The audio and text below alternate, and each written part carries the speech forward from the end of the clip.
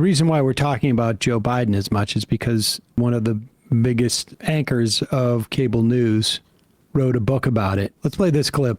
I mean, this is my attitude about all this stuff, too. Jon Stewart. The idea of reporters holding back news of the day. Oh, my gosh. I mean, Woodward did this, too. Like, and it was just gross. But it's gross that Woodward did it, right? With Trump, with his books. With Trump and with Bush. And with Bush. But Woodward isn't an anchor on a daily news show. Like, I mean, he's more in the interest of writing books. So I get that more. He was a reporter. He was writing. I mean, he was a, I don't know, daily reporter, but certainly was putting stories in there on a weekly basis. And they'll hold back important things, to make their book juicy. I'm just trying to underscore the cynicism of what Tapper is engaging in here, is because he has a nightly news show where he could have been reporting this, or he's on the news basically every single day. But every day, yeah. And he's getting paid very well to do that. He's getting paid millions of dollars, most likely, to supposedly provide us with facts and information, unless he wants to hoard it and commodify it for a book. Pins and needles.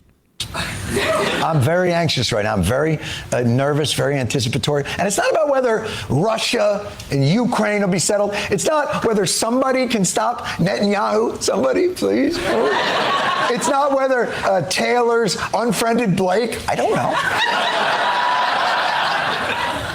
know. No, like most people in America, I am most looking forward to reading a book.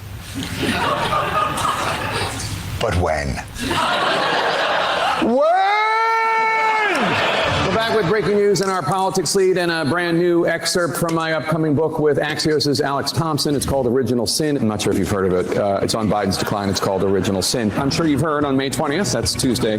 Original Sin. That's coming out in 3 weeks. On May 20th. That's just 19 days away. In 1 week and 1 day. Coming out in just a few days. Comes out Tuesday. You will not believe what we found out.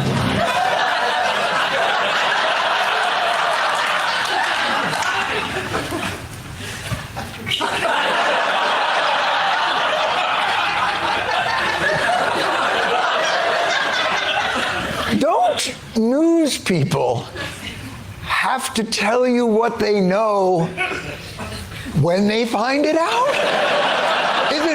Isn't that the difference between news and a secret? You won't believe what we found out. No, that's why I'm watching. Breaking news in a week. Yeah, I mean, I thought he did a good job there. There's another part if we wanted to watch it. Just another guy said Woodward literally held back Trump confirming COVID was airborne versus the virus in the peak of the pandemic. Right. Hey, how much more significant could you get than that? I mean, it's not necessarily timely. That's one for the history books. Information in a pandemic. Come on. I mean, I have a very low opinion of CNN. It's just plugging his book. Are you? Yeah. Well, listen, I don't mind him plugging his book. If the book, and I don't even mind it if it was like, here's a TikTok of what went behind the scenes. But if there was information, there's writing books about eras like that provide like insight into why things happened, et cetera, that are more for like a historical understanding and for a bigger picture and to understand sort of broad strokes.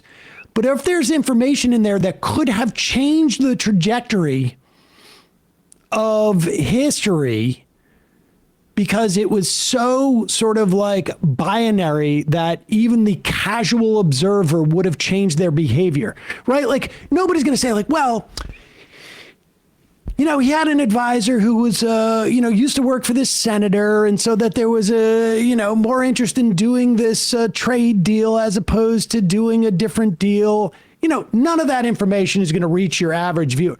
But if like the idea of, he can't tie his shoes or he can't, chew his own food or something like that, to me seems like you need to report in the moment. How about this? Dave Weigel pointed this out on Twitter the other day, that in the book, there was apparently a fundraiser where Biden said the same story twice in 3 minutes at a fundraiser. So speaking in September 2023, and a lot of people heard it, right? This is at a Democratic fundraiser.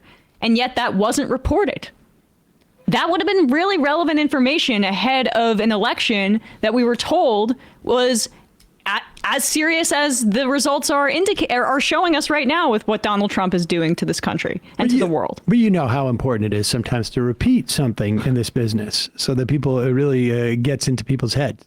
I mean, I can't believe we were doing the hiding FDR's condition from the public thing in 2024.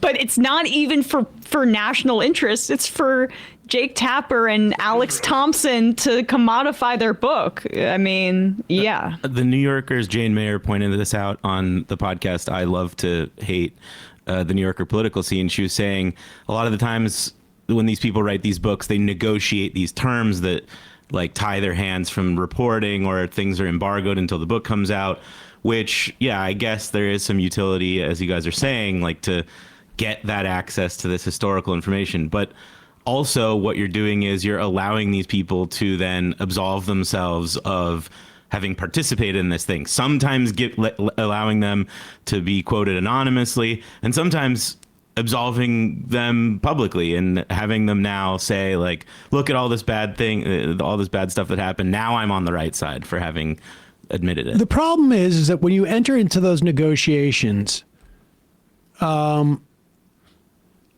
idea that I'm going to be able to commodify this later, and he's so desperate. Like, I find it hard to believe that that was that tough of a negotiation. Let's put it that way. I mean, because you do have other things. There is value to these people not to piss Jake Tapper off.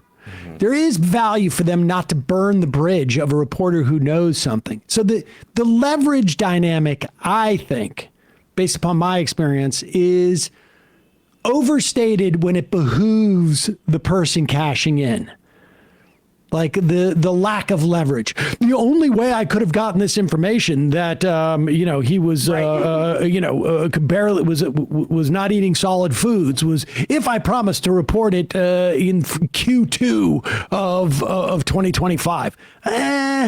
I'm sorry. But do we know when, like, so for example, in the Tapper book, like, do we know when he started it? Well, yeah, like if he's getting a lot of this damning information from people after the election, then, then it's really on the people who were quoted and cited in the book.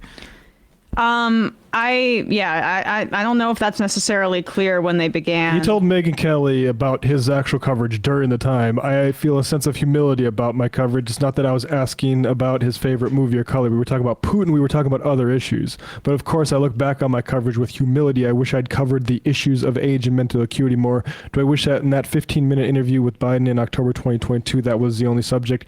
Yes, knowing what I know in May 2025.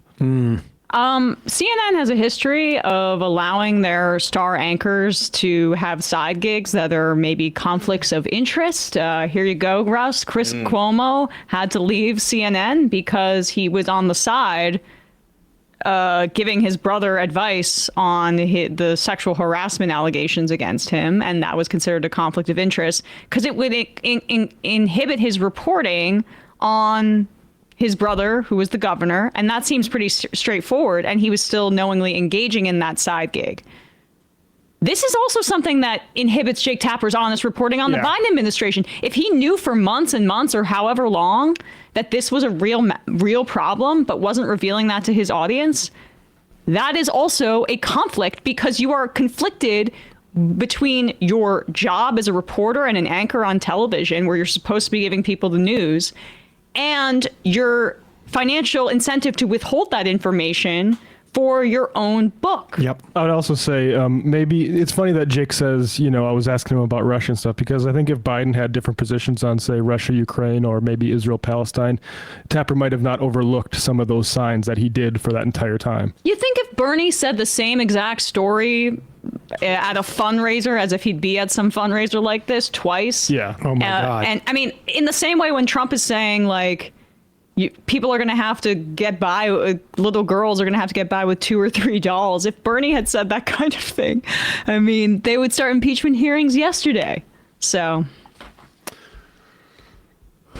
incidentally, for all the talk about Bernie Sanders' health in the 2020 primary, sounding as sharp as ever. I'll repeat what I said that entire time. Biden's problems were mental. Bernie's clearly weren't.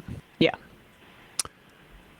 That noise signals, or sound, I should say, signals the that we have mistakenly called into the phone system, and that we're going to do it one more time.